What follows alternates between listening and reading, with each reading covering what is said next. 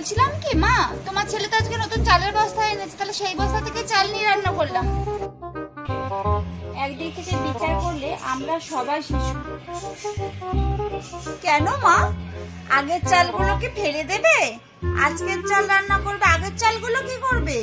ওইগুলো রান্না করো আগে, আজকেরটা পরে করবে। কিন্তু মা, বলছিলাম কি যে ওই চালে তো সবার হবে না। আমি মনে করি আমাদের ভিতরে সবার যখন হবে না, তো আমার একার জন্যই আগের চালটা করো, তোমাদের জন্য আজকের চালটা করো। এবার যাও। আচ্ছা ঠিক আছে, তুমি যা বলবে। মা, বলছিলাম কি ভাত আর আলু দিয়ে ডিমের কষা করবো। তোমার যা খুশি তুমি তাই রান্না করো।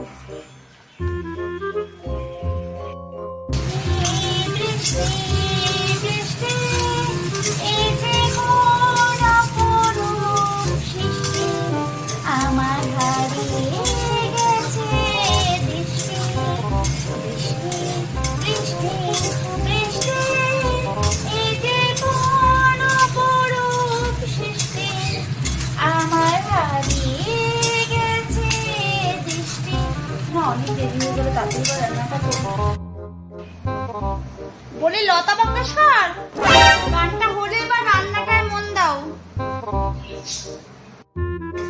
হ্যাঁ মা, 2 মিনিটে আসছি, তুমি কি বসো, আমি এক্ষুনি আসছি। খেতে আসো গরম গরম ভাত আর ডিমের তরকারি।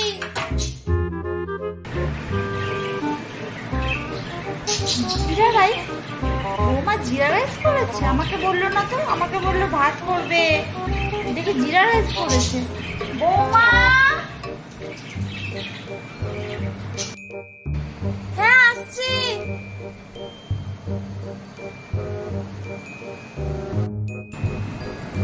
ও বৌমা, তুমি যে বললে ভাত করবে, এদিকে তুমি জিরা রাইস করেছো। জিরা রাইস? কই না তো, জিরা রাইস করিনি তো। তুমি বললে যে আগের চাল দিয়ে তোমার জন্য ভাত রান্না করতে আর আজকের চাল দিয়ে আমাদের জন্য ভাত রান্না করতে, আমি তো তাই করেছি। একটু খেয়ে দেখি।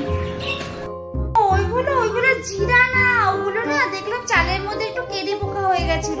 তা তুমি তো বললে যে চাল না নষ্ট করে যেন তোমার জন্য যেন আমি ভাত করে, তাই জন্য তো আমি ওইগুলো ধুয়ে তোমার জন্য ভাত করেছি।